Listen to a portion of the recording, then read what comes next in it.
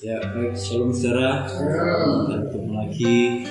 Nah, saudara, malam hari ini saya ingin meneruskan pembahasan kita, saudara ya. Di pertemuan yang lalu kita bahas tentang bagaimana manusia itu diciptakan sama Tuhan. Betapa spesialnya manusia itu diciptakan sama Tuhan. Jadi Tuhan itu menciptakan manusia itu sampai benar-benar Tuhan itu fokus. Jadi kayak ini manusia di depan gini, saudara ya. Ini tanah liatnya di depan gini, Tuhan tuh fokus, gak noleh ke kanan, gak noleh ke kiri, cuma fokus sama membentuk manusia sampai pada titik akhir, sampai menghembuskan nafas kehidupan. Ya, jadi bagaimana kita melihat di pertemuan sebelumnya, manusia itu sebegitu spesialnya Tuhan ciptakan itu ya, sebegitu spesialnya Tuhan ciptakan. Nah, hari ini kita akan bahas tentang bagaimana Tuhan itu memberkati manusia. Jadi selesai diciptakan, dihembusin nafas kehidupan. Jadi manusia ini gak dibiarkan jalan gelundung gitu aja, saudara. Jadi manusia itu gak dibiarkan wes jalan-jalan kayak kayak tumbuhan, kayak binatang-binatang. Selesai diciptakan ya manusia, binatang, tumbuhan ya berjalan by system gitu ya, by default. Memang seperti itu untuk memperlengkapi manusia. Tapi manusia enggak. Dikasih pesan sama Tuhan, ya, ada harapannya Tuhan, ada berkatnya Tuhan. Nanti kita akan sama-sama merenungkan sebenarnya maksudnya Tuhan memberkati ini apa dan berkatnya apa. Saya akan bagi jadi 2 bagian nanti, saudara ya. Yang minggu ini dan yang minggu depan kita akan bahas sama-sama di Kejadian 1 ayat 28, saudara. Kalau sudah dapat, saya akan bacakan untuk kita semuanya ya. Kejadian 1 ayat 28. Allah memberkati mereka. Lalu Allah berfirman kepada mereka, beranak cuculah dan bertambah banyak. Penuhilah bumi dan taklukkanlah itu, berkuasalah atas ikan-ikan di laut dan burung-burung di udara dan atas segala binatang yang merayap di bumi. Saya akan berhenti sampai di beranak cuculah dan bertambah banyak. Penuhilah bumi dan taklukkanlah itu, berkuasalah itu akan kita bahas di minggu yang akan datang, saudara ya. Nah, saudara, beberapa penafsir menafsirkan gini. Ini sebenarnya bukan perintah, ya. Ini sebenarnya bukan perintah, tapi ini adalah Tuhan itu seperti saudara, kalau saudara habis pulang ibadah, ya, pulang ibadah, dibilang gini, mari kita angkat tangan kita, ya, terimalah berkat, terimalah ini, ya kan, bener gak? Nah, seperti itu. Jadi sebelum manusia itu dilepas sama Tuhan, sebelum manusia itu menjalankan fungsinya, sebelum manusia itu menjalankan apa yang seharusnya, Tuhan itu memberikan manusia itu semacam harapan, memberikan manusia itu restu, gitu ya, memberikan manusia itu semacam doa berkat. Ini loh, aku memberkati kamu dengan ini, gitu ya. Dan inilah yang sebenarnya menjadi tujuannya manusia. Kalau kita memahami ini, kita akan memahami bagaimana seharusnya kehidupan kekristenan itu berjalan. Kalau kita nggak memahami, saudara, kehidupan kekristenan kita itu akan seperti meraba dan terus meraba. Seumur hidup kita mungkin cuma akan berpikir gini, Tuhan itu menyediakan berkat buat aku, tapi berkatnya apa? Kenapa kok kita diberkati? Kita nggak akan pernah ngerti, gitu loh. Akhirnya apa yang terjadi? Dalam kehidupan kekristenan kita, yang kita jalani itu cuma menjadi budak berkat. Kenapa? Karena kita cuma cari berkat. Waktu kita cari Tuhan, sebenarnya kita sedang cari berkat. Waktu kita cuma cari berkat, sebenarnya yang jadi Tuhannya itu siapa, saudara? Berkatnya atau Tuhannya? Berkatnya, ya kan? Nah, kalau kita pelajari, kita renungkan dari awal, kita akan ngerti sebenarnya apa maksudnya berkat. Ya, apa tujuannya Tuhan dengan ini semua? Nah, saudara, memberkati ini ya, dalam bahasa aslinya itu barak itu to bless. Bless itu apa? Jadi yang pertama, Tuhan itu mengucapkan kata-kata berkat untuk menganugerahkan kemurahan ilahi. Jadi manusia waktu diucapi kata-kata berkat waktu itu, manusia diberi kemurahan ilahi sama Tuhan. Tuhan memandang manusia ini dengan penuh kesukaan. Ya, aku suka bener sama manusia ini. Aku bener-bener mencintai apa yang aku kerjakan. Seperti itu ya. Kemudian kata berkat yang lain ini, memberi pertolongan dan perlindungan. Artinya, waktu manusia nanti dilepas sama Tuhan, nggak benar-benar dilepas sebenarnya. Waktu manusia itu melakukan tanggung jawabnya, akan selalu ada pertolongan, akan selalu ada perlindungan Tuhan. Ya. Kemudian arti yang lainnya menguduskan, menjadikan manusia ini bermanfaat. Ya. Jadi salah satu arti dari berkat, artinya manusia ini jadi bermanfaat, saudara. Kalau kita diberkati, artinya kita harus bermanfaat. Ya, saya simpulkan gini, manusia waktu Tuhan itu memberkati manusia, artinya gini, manusia itu benar-benar menjadi milik Tuhan yang bermanfaat dan menyukakan bagi Tuhan. Sehingga kemurahan penyertaan Tuhan itu semakin nyata dirasakan oleh manusia di sepanjang dia hidup, selama-lamanya dia hidup.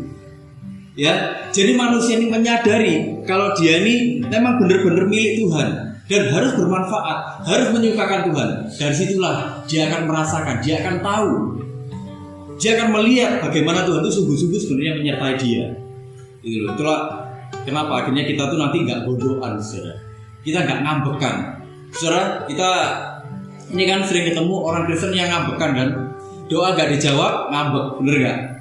Doa belum dijawab, bukan nggak dijawab ya, belum dijawab itu sudah ngambek, gondok, saudara. Nggak Tuhan-Tuhanan, nggak gereja-gerejaan, ya kan? Nggak ibadah-ibadahan, nggak doa-doaan, nggak sembarang lah pokoknya, gitu. Ya, tapi waktu kita menyadari ini, bagaimana Tuhan memberkati, ya, bagaimana Tuhan memberkati, bagaimana kita ini dijadikan benar-benar kita ini miliknya Tuhan, saudara. Bagaimana kita ini sebenarnya dijadikan kita ini bermanfaat, supaya kita ini merasakan kemurahan Tuhan. Kalau kita ngerti itu, saudara, seumur hidup kita akan menikmati kekristenan yang bertumbuh, gitu ya. Nah, berkat yang bagaimana, memberkati yang bagaimana, menjadikan yang bermanfaat bagaimana, menjadikan kita ini kesukaan Tuhan itu yang bagaimana. Ini dia, beranak cuculah. Loh, kita dijadikan kesukaan bagi Tuhan, kita dijadikan bermanfaat, ya, kita dijadikan benar-benar miliknya Tuhan, kita bisa merasakan penyertaan Tuhan kalau kita beranak cucu. Maksudnya apa ini? Apakah kita ini harus beranak pinak? Bagaimana kalau kita nggak punya anak? Ya kan? Bagaimana kalau ada orang-orang yang nggak menikah? Bagaimana? Apakah itu yang dimaksud sama Tuhan? Beranak cucu artinya kita punya anak, punya bayi, punya cucu, punya cicit dan seterusnya. Apakah yang seperti itu? Nah, Kejadian pasal 1 ini sangat filosofis. Sangat filosofis, punya arti yang begitu mendalam. Berkat yang pertama dibilang gini, beranak cuculah dan bertambah banyak. Beranak cucu itu gini, bahasa aslinya itu parah. Parah itu gini, menghasilkan buah. Menghasilkan buah. Gak cuman menghasilkan buah, tapi bercabang-cabang sampai cabang-cabangnya itu penuh dengan buah-buah. Gitu loh. Jadi kita ini disuruh punya buah. Berbuahlah kamu, beranak cucu lah dibilang, berbuahlah kamu, bercabang-cabanglah sampai cabang-cabangmu itu penuh dengan buah. Tapi nggak cuma sampai di situ, ya, bertambah banyaklah itu apa? Sampai jumlahnya itu jadi sangat besar. Jadi nggak cuma buahnya yang jadi jumlahnya sangat besar, tapi yang seperti kamu ini jumlahnya juga jadi tambah besar. Yang berbuah-buah seperti kamu ini, yang banyak cabang-cabangnya yang penuh dengan buah ini, yang hidupnya penuh dengan buah seperti kamu itu jumlahnya jadi tambah banyak. Gitu ya. Jadi maksudnya Tuhan itu gitu. Dengan itu kamu bermanfaat. Dengan itu kamu menyukakan aku. Dengan itu kamu benar-benar miliknya Tuhan. Dengan itu kamu benar-benar akan melihat penyertaan Tuhan. Ya. Nah, kenapa Tuhan pakai konsep buah? Di ayat 29 dibilang gini, saudara. Ya, berfirmanlah Allah, lihatlah aku memberikan kepadamu segala tumbuh-tumbuhan yang berbiji di seluruh bumi dan segala pohon-pohonan yang buahnya berbiji. Ya, itulah yang akan menjadi makananmu. Jadi konsepnya buah itu gini. Konsepnya buah. Kalau saudara ada buah, buahnya diapakan? Dicuci, dikupas, dimakan. Kalau dimakan itu dinikmati nggak saudara? Iya. Buktinya apa? Kalau saudara menikmati, kalau buahnya sepet, kira-kira dilepeh nggak? Iya, dilepeh. Jadi buah itu saudara dimakan, ya. Yang namanya buah dijadikan makanan, Tuhan bilang kan, makananmu seharusnya adalah ini. Dijadikan makanan, dinikmati di mulut, dikunyah-kunyah, bener nggak? Kalau kita makan jeruk, jeruknya manis, apa langsung ditelan saudara? Enggak kan? Dikunyah-kunyah dulu, kita nikmati manisnya terus jangan enak ya manis ya, bener nggak? Kita nikmati kan? Kalau kecut saudara, atau kalau itu buahnya tuh sepet, yang seharusnya manis tapi sepet, iya kan? Dilepeh, gak enak. Gitu loh. Kado beli 2 kilo, iya kan? Kado beli 2 kilo, tiba sepet, gak enak, balik ke yang jual. Bu, ya apa sampean ini? Iya kan? Ya apa sampean ini? Jarene manis, kok suwepet kok ngene? Yang jual bilang apa? Sampean niku merong kilo protes. Aku lho, bal-balan kayak gini nih apa tuh? Iya kan? Keranjang-keranjangan, kintal-kintalan terus ya apa sepet kabeh gitu. Iya kan? Kita sering denger yang kayak gitu. Nah, waktu buah itu dinikmati, setelah selesai dinikmati, bijinya keluar, ya kan? Bijinya keluar, bijinya itu disemai lagi. Maksudnya Tuhan gitu. Bijinya disemai lagi, bijinya bikin buahnya, bikin pohonnya tambah banyak. Karena pohonnya tambah banyak, buahnya juga tambah banyak. Gitu loh saudara. Jadi maksudnya Tuhan dengan buah, konsepnya itu gitu. Dinikmati, bijinya ditanam lagi sampai dia jadi pohon berbuah banyak lagi. Gitu loh. Jadi itu ada prinsip pertambahan terus. Ada prinsip pertambahan terus. Makanya waktu Tuhan bilang beranak cuculah, berbuahlah, jadi tambah banyak. Yang seperti kamu ini harus tambah banyak. Gitu loh. Yang seperti manusia yang diciptakan awal itu yang gimana? Sesuai dengan gambar rupa Tuhan. Bukan bejatnya yang tambah banyak, bukan rusaknya yang tambah banyak. Yang sesuai dengan gambar rupa Tuhan itu yang harus makin banyak. Gitu loh. Ya. Nah, saudara, saya ingin bandingkan ya paralel dengan Yohanes 15 ayat 4 sampai 8 saudara. Ya, saya akan bacakan untuk kita semuanya ya. Ini kisah tentang pokok anggur yang benar. Tuhan bilang gini, tinggallah di dalam aku. Jadi ini sebenarnya bilang gini, tetap tinggal di dalam aku dan aku di dalam kamu. Sama seperti ranting tidak dapat berbuah dari dirinya sendiri kalau ia tidak tinggal pada pokok anggur. Demikian juga kamu tidak berbuah jikalau kamu tidak tinggal di dalam aku. Akulah pokok anggur dan kamulah ranting-rantingnya. Barang siapa tinggal di dalam aku dan aku di dalam dia, ia berbuah banyak. Sebab di luar aku, kamu tidak dapat berbuat apa-apa. Barang siapa tidak tinggal di dalam aku, ia dibuang keluar seperti ranting dan menjadi kering. Kemudian dikumpulkan orang dan dicampakkan ke dalam api lalu dibakar. Jikalau kamu tinggal di dalam aku dan firmanku tinggal di dalam kamu, mintalah apa saja yang kamu kehendaki dan kamu akan menerimanya. Dalam hal inilah Bapakku dipermuliakan, yaitu jika kamu berbuah banyak, dan dengan demikian kamu adalah murid-muridku. Saudara, kalau kita pelajari dari awal saudara ya, kita renung-renungkan. Saudara kalau misal pingin merenungkan lagi, bisa lihat nanti di YouTube saudara ya, sudah saya upload. Ya, anugerahnya manusia, ya sebenarnya anugerahnya manusia sejak awal itu apa? Persekutuan yang intim dengan Tuhan. Berkatnya manusia, hak istimewanya manusia sejak awal apa? Persekutuan yang intim dengan Tuhan. Saudara, manusia sejak awal diciptakan oleh tangannya Tuhan sendiri, dihembuskan nafas kehidupan oleh Tuhan sendiri, diberikan rahmat, diberikan anugerah, diberikan restu, diberikan harapan-harapan oleh Tuhan secara langsung. Tuhan bicara sama manusia di Kejadian 1 ayat 28. Lalu Allah memberkati mereka dan berfirman, ya kan, beranak cuculah. Itu harapannya Tuhan, doa berkatnya Tuhan buat manusia. Jadi seumpama manusia itu kebaktian, dibilang ini, mari angkat tanganmu, Adam, Hawa, angkat tanganmu, ya kan? Ayo manusia angkat tanganmu, beranak cuculah. Itu harapannya disampaikan sama Tuhan. Saya bayangkan ya, betapa waktu itu situasinya itu betul-betul hangat, betul-betul situasi yang sangat sangat mengagumkan. Kayak bapak lagi ngomong sama anaknya, beranak cuculah, berbuah-buahlah nak, jadilah semakin banyak nak, berbuah-buahlah, bercabang-cabang dan buahnya makin banyak dalam kamu, dan makin banyaklah yang seperti kamu nak. Gitu ya.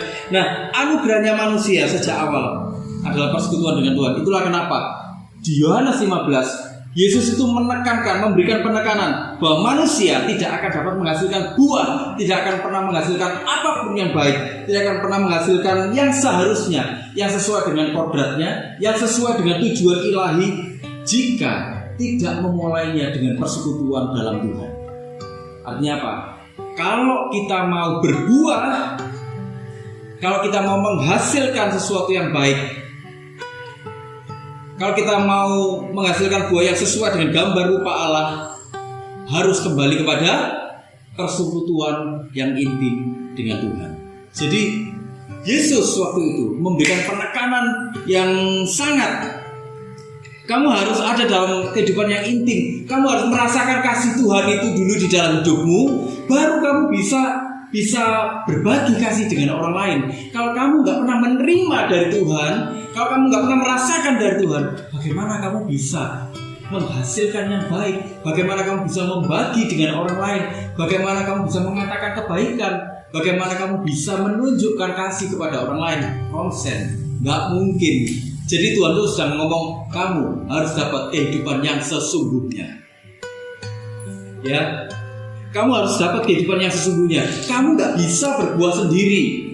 Kamu harus ada di pokok anggurnya. Kamu harus ada di induknya. Induknya siapa? Tuhan. Sejak dari awal manusia diciptakan segambar serupa dengan Allah. Kita kapan hari bahas ya, manusia itu seperti gambar, seperti bayangannya Tuhan. Kalau induknya bergerak seperti ini, tubuhnya bergerak seperti ini, bayangannya ngikut semua. Itulah kenapa manusia harus dapat kehidupan yang sejati, harus dapat kasih yang sejati dari Tuhan. Kalau kita perhatikan, manusia sejak awal diawali dengan apa? Dengan kasih yang sejati. Diciptakan dengan kasih yang sejati, diciptakan dengan tujuan yang sejati, diberikan kehidupan yang sejati. Semuanya itu serba sejati, semuanya itu serba sungguhan, saudara. Semuanya itu serba yang terbaik. Kalau manusia nggak pernah merasakan itu, manusia nggak mungkin berbuah dengan sehat, gitu loh. Bahkan nggak bisa berbuah. Itulah kenapa manusia harus ada dalam kehidupan yang sungguh-sungguh dengan Tuhan, ya. Karena waktu ada dalam persekutuan dengan Tuhan, disitulah manusia melakukan tanggung jawabnya. Melakukan tanggung jawab ini bukan beban, saudara. Bukan sebuah tekanan. Kalau kamu nggak melakukan ini, nanti kamu masuk neraka. Bukan seperti itu. Bukan seperti itu yang Tuhan mau. Saudara, saya ingin bacakan di Roma 8 ayat 28, saudara. Dibilang gini, ya, kita tahu sekarang bahwa Allah turut bekerja dalam segala sesuatu untuk mendatangkan kebaikan bagi mereka yang mengasihi Dia. Siapa yang mengasihi Dia itu? Yaitu bagi mereka yang terpanggil sesuai dengan rencana Allah. Artinya apa, saudara? Kalau kita ada dalam persekutuan dengan Tuhan, ya, kalau kita ada dalam persekutuan dengan Tuhan, kita pasti melakukan tanggung jawab kita. Kita melihat orang terpanggil kepada rencana Tuhan atau tidak, itu mudah sebenarnya. Apa? Melihat bagaimana dia mengasihi Tuhan. Gitu loh. Jangan ngomong gini, aku sudah menerima Tuhan sebagai Tuhan dan Juru Selamatku, atau aku sudah hidup di dalam Tuhan.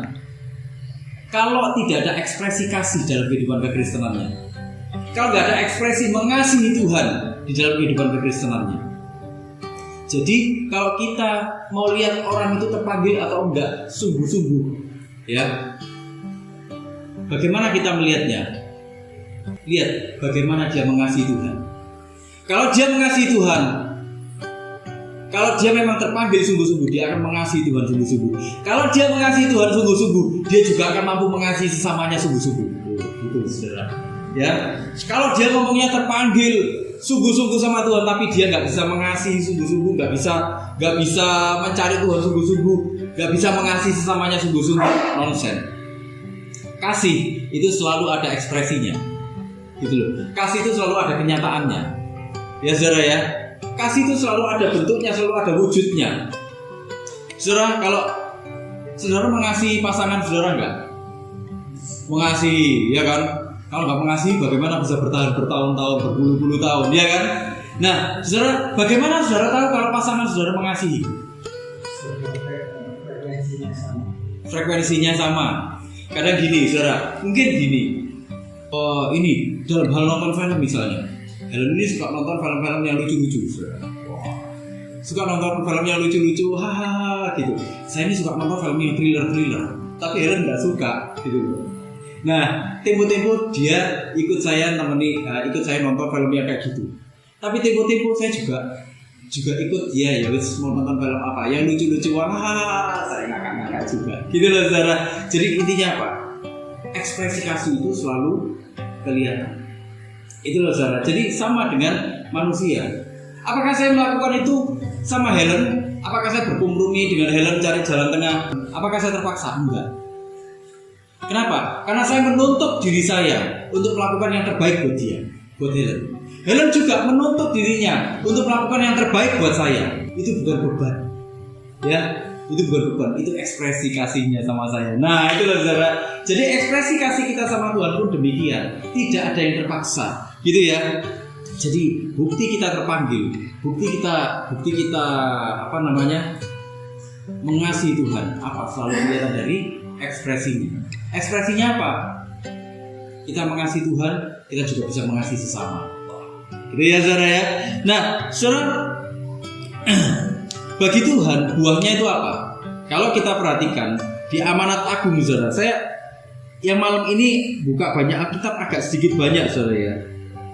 Di Matius 28 ini kita pernah bahas mendalam saudara ya. Sampai 2 sesi kita bahas.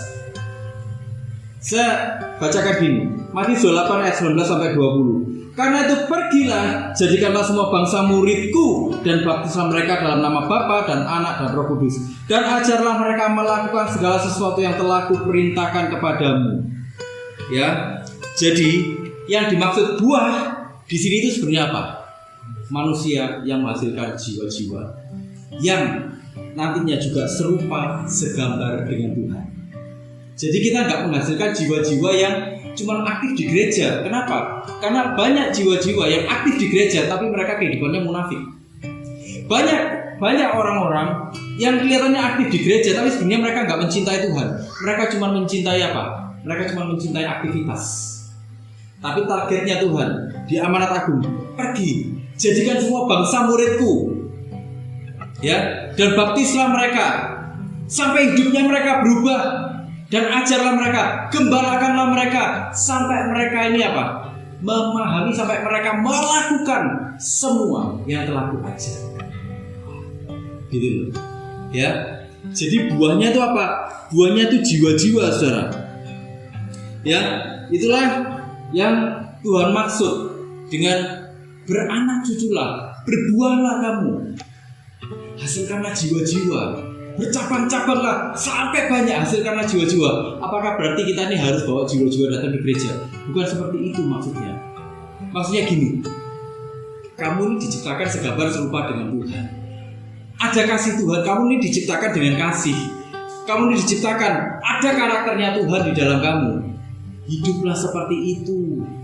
Supaya apa? Supaya hidupmu ini dinikmati orang. Waktu hidupmu dinikmati orang, nanti akan ada orang-orang yang seperti kamu lagi, gitu loh. Hidupmu akan diteladani orang. Akan ada orang-orang yang seperti kamu lagi. Bertambah banyak. Itulah kenapa nanti bumi itu penuh dengan orang-orang yang seperti itu, gitu loh. Maksudnya Tuhan kayak gitu. Itulah kenapa justru di situ ada berkat yang Tuhan tunjukkan. Di Yohanes 15 saudara, ayat yang ke-7, berkatnya dibilang gini, jikalau kamu tinggal di dalam aku dan firmanku tinggal di dalam kamu, mintalah apa saja yang kamu kehendaki dan kamu akan menerimanya. Ya, saudara, di dalam terjemahan aslinya itu dibilang gini, saudara. Ini kalau saya bahasakan ya, kalau saya bahasakan begini, di satu titik kamu menyatu dengan Tuhan, ya, di satu titik kamu menyatu dengan Tuhan, dan di satu titik terus kamu tuh setelah kamu menyatu dengan Tuhan, kamu meminta sesuatu, ya, Tuhan bilang gini, maka kamu pasti akan menerima. Gitu loh. Kalau kamu berbuah-buah karena kamu menyatu dengan Tuhan, ya, di satu titik kamu kemudian meminta, maka kamu pasti akan menerima. Jadi di bahasa aslinya itu penuh penekanan, saudara. Kamu pasti akan menerima. Kenapa kok pasti akan menerima? Kenapa kok pasti akan menerima? Karena yang diminta bukan lagi hasratnya, tapi yang diminta adalah hatinya Tuhan. Jadi kalaupun misalnya kita minta pemulihan, Tuhan pulihkan aku Tuhan, bukan supaya kita bisa balas dendam sama orang. Tuhan pulihkan aku. Mungkin sebelum kita kenal Tuhan betul-betul, sebelum kita mengasihi Tuhan betul-betul, kita berdoa, Tuhan, aku berdoa Tuhan, pulihkan aku Tuhan, supaya aku bisa bikin dia malu nanti, supaya dia bisa lihat aku juga bisa jadi orang kaya, misalnya kayak gitu, saudara. Keinginannya apa? Balas dendam. Tuhan, supaya aku bisa tunjukkan sama dia Tuhan, supaya aku bisa tunjukkan sama orang-orang yang menghina aku Tuhan. Oh, kayak gitu. Apakah itu yang Tuhan mau? Apakah berkatnya ini dipakai untuk balas dendam? Apakah berkatnya itu dipakai untuk pamer-pamer? Enggak. Berkatnya dipakai untuk sesuatu yang bermanfaat menurut Tuhan, yang berguna menurut Tuhan. Jadi semua itu harus kembali kepada apa? Kepada hatinya Tuhan. Harus kembali kepada apa? Kepada karakternya Tuhan, kepada sifat-sifatnya Tuhan, kepada tujuannya Tuhan. Artinya apa? Kenapa kok doa-doanya itu jadi diterima sama Tuhan? Karena yang didoakan itu bukan lagi hasratnya sendiri, tapi semua kembali untuk kemuliaan Tuhan. Semua kembali untuk menyukakan Tuhan. Karena itulah kita ini bermanfaat. Jadi setiap doa-doa kita, waktu kita berdoa, Tuhan, aku minta kesembuhan Tuhan, bukan supaya kita ini bisa mengagung-agungkan diri kita sendiri, tapi supaya kita bisa memuliakan Tuhan. Kalau kita lihat ada banyak orang berdoa tanpa mereka punya pengenalan dengan Tuhan, tanpa mereka ini punya kasih dengan Tuhan, tanpa mereka menyadari bahwa hidup mereka harus menyukakan Tuhan. Waktu doa mereka dijawab, apa yang terjadi? Waktu doa itu dijawab, kadang-kadang memang Tuhan izinkan orang yang hidupnya bejat, doa dijawab sama Tuhan. Apa yang terjadi? Mereka menyombongkan dirinya sendiri. Waktu masih butuh, Tuhan tolong. Setelah dijawab sama Tuhan, setelah berkat ada, setelah diberkati, apa yang terjadi? Melupakan Tuhan, bener gak? Enggak, aku berusaha, gak bisa, ya kan? Selalu kayak gitu ngomongnya. Nah, saudara, Tuhan di Yohanes pasal 15 tadi, saudara, lagi menekankan apa? Hidupmu bukan untuk dirimu sendiri, tapi engkau harus kembali lagi kepada tujuan awalnya, harapan awalnya, restunya Tuhan, anugerahnya, berkat awalnya itu apa? Kamu harus kembali ke sana. Dari situ loh kamu bisa menikmati berkat-berkat dari Tuhan. Kamu bisa menikmati kehidupan, gitu loh. Justru semakin orang berusaha memuaskan egonya, orang itu kan nggak akan pernah makin puas kan, saudara. Tapi justru makin orang menyenangkan Tuhan, disitulah kepuasan batinnya akan terus terpenuhi. Sekalipun ada orang berdoa untuk kesembuhan, tapi dia belum sembuh, atau bahkan mungkin nggak disembuhkan, tapi damai sejahtera itu melingkupi dia. Itulah kenapa dia bisa menghadapi setiap sakit penyakitnya, karena dia tahu ada rencana Tuhan di situ. Karena dia tahu bahwa hidupnya harus bermanfaat untuk Tuhan. Karena dia tahu bahwa dia ingin menyukakan hatinya Tuhan, gitu loh. Disitulah kita akan menikmati kehidupan. Ada orang yang hidup dalam menurut kita hidup dalam kekurangan, tapi justru dia bisa menikmati kehidupan. Kenapa? Karena dia kembali lagi ke setting awalnya. Bagaimana Tuhan ingin dia menyukakan Tuhan. Nah gitu loh saudara. Itulah kenapa dia akhirnya bisa hidup menikmati segala sesuatunya dalam hidup. Ya saudara, dalam sudut pandang Tuhan, sebenarnya ini bukan masalah kita punya anak atau kita punya cucu atau kita punya cicit, bukan masalah keturunan fisik yang sebenarnya Tuhan lagi bahas. Tapi memang manusia tetap waktu itu disetting untuk beranak cucu, gitu ya, untuk beranak cucu. Tapi memang nggak semuanya. Pada akhirnya waktu manusia jatuh dalam dosa, banyak yang rusak. Kita makin menyadari, terutama memiliki buah jiwa-jiwa. Bukan hanya keluarga biasa, tapi saudara di dalam Tuhan.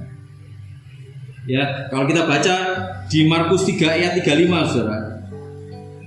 Markus 3 ayat 35. Dibilang gini, ya. Barang siapa melakukan kehendak Allah, dialah saudaraku laki-laki, dialah saudaraku perempuan, dialah ibuku. Ya. Jadi saudara, inilah yang namanya persaudaraan Kristus. Persaudaraan Kristus itu, jadi yang dibilang saudara menurut Tuhan, kita sama-sama pelaku kehendak Tuhan, kita tuh sudah saudara. Nah, gitu loh saudara, itu yang dimaksud sama Tuhan. Jadi bukan cuma masalah fisiknya, bukan itu yang dibahas sama Tuhan, tapi bagaimana engkau memahami gitu loh, bahwa hidup itu harus berbuah-buah, menghasilkan jiwa-jiwa, menghasilkan persaudaraan Kristus. Apa? Menghasilkan orang-orang yang sama-sama melakukan kehendak Tuhan, orang-orang yang sama-sama hidup di dalam kehendak Tuhan. Itu. Jadi disitulah kita akan menikmati berkat-berkat dari Tuhan. Itulah doa, itulah harapan, itulah restu dari Tuhan terhadap manusia. Tapi masalahnya manusia banyak yang gak mau, saudara, yang kayak gitu-gitu. Manusia cuma maunya datang ke gereja, cari apa, saudara? Cari berkat, cari kesembuhan, cari terobosan, ya kan? Cari kunci surga, ya kan? Cari apa lagi, saudara? Cari kenyamanan, kan? Ya kan? Cari kenyamanan. Kebanyakan manusia berdoa untuk apa? Supaya hidupnya nyaman, kan? Makanya orang berpikir gini, kalau nggak nyaman berarti kamu lagi dikutuk Tuhan, ya kan? Kalau nggak nyaman, kalau hidupmu nggak nyaman berarti Tuhan lagi jauh sama kamu, ya kan? Sering kan ada justifikasi yang kayak gitu. Padahal itu keliru, bukan seperti itu, saudara. Gitu loh. Banyak orang yang nggak setuju dengan restu Tuhan seperti itu, bahwa hidup manusia berkat yang sesungguhnya. Ya, waktu Tuhan memberkati manusia, nah hidupmu harus benar-benar menjadi milikku. Hidupmu itu menyukakan aku, hidupmu bermanfaat. Disitulah kamu akan menjadi, disitulah kamu akan merasakan kemurahan Tuhan, kamu akan merasakan penyertaanku, kamu akan merasakan menikmati kehidupan. Itu loh saudara. Jadi berbeda ya dengan apa yang orang yakini selama ini. Apa yang orang yakini selama ini? Oh, kalau kita bayar perpuluhan, kita diberkati sama Tuhan, benar gak? Oh, kalau kita bayar persembahan, kita diberkati sama Tuhan. Oh, kalau kita nyumbang ke gereja, kita diberkati sama Tuhan. Oh, kalau kita melayani jadi WL, atau kita melayani jadi usher, atau kalau kita melayani jadi apa, kita akan diberkati Tuhan. Bukan seperti itu yang Tuhan mau, ternyata. Bukan seperti itu yang jadi maksudnya Tuhan. Waktu Tuhan memberkati, ya, nah, biar hidupmu bermanfaat, biar hidupmu menyukakan aku.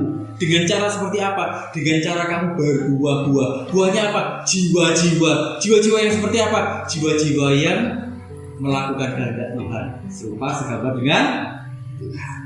Nah, itu loh saudara, itu loh berkatnya manusia itu.